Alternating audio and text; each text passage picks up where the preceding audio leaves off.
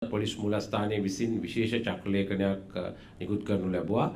විශේෂ උපදෙසක් පොලිස්පතිගේ නියෝගයක් සියලුම පොලිස් ස්ථානාධිපතිවරුන් වෙත.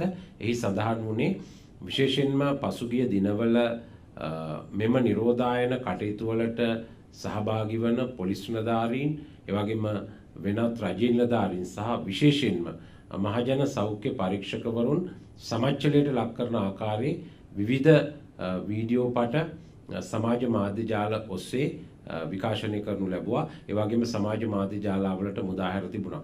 විශේෂයෙන්ම සෞඛ්‍ය නිලධාරීන්, ඒ වගේම ඔවුන්ට සහාය වීමට යන පොලිස් නිලධාරීන් සහ අනිකුත් රාජ්‍ය නිලධාරීන් මේ සඳහා ගමන් කරනු ලබන්නේ ඔවුන්ගේ ජීවිත පරදුවට තබා, ඒ වගේම විශේෂයෙන්ම මේ අවස්ථාවේදී මේ රට වෙනුවෙන් තමන්ගේ උපරිම දායකත්වයෙන් ඔවුන් නිවසට ඇතුළු වන ආකාරය, නිවසේ නිවැසියන්ට උපදෙස් දෙන ආකාරය, නිරෝධායන දැන්වීම් අලවන ආකාරය, මේ සියල්ල සමච්චලයට ලක්වන ආකාරයට කටයුතු කරමින් යම් යම් පුද්ගලයන් විසින් ඒවා වීඩියෝ ගත කර සමාජ මාධ්‍ය ජාලවලට මුදාහැර ඇති බවට දක්නට ලැබුණා.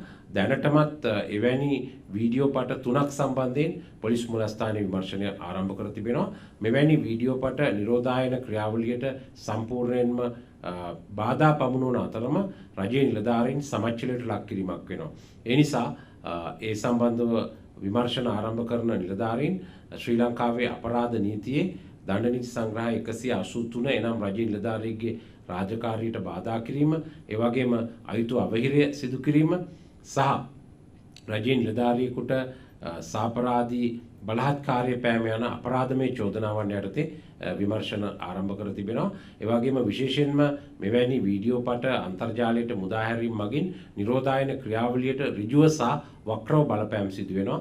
එම නිසා එවැනි අයට එරෙහිව අපරාධ නීතිය වගේම පරිගණක අපරාධ පනත යටතේ ක්‍රියා කිරීමට විමර්ශන ආරම්භ කර තිබෙනවා. පසුගිය දින කිහිපය තුළ මුදාහැරුණු එවැනි වීඩියෝ පට 3ක් සම්බන්ධයෙන් සහ එම පට මුදාහල පුද්ගලයන් සම්බන්ධව දැනටමත් විමර්ශන ආරම්භ කර තිබෙනවා.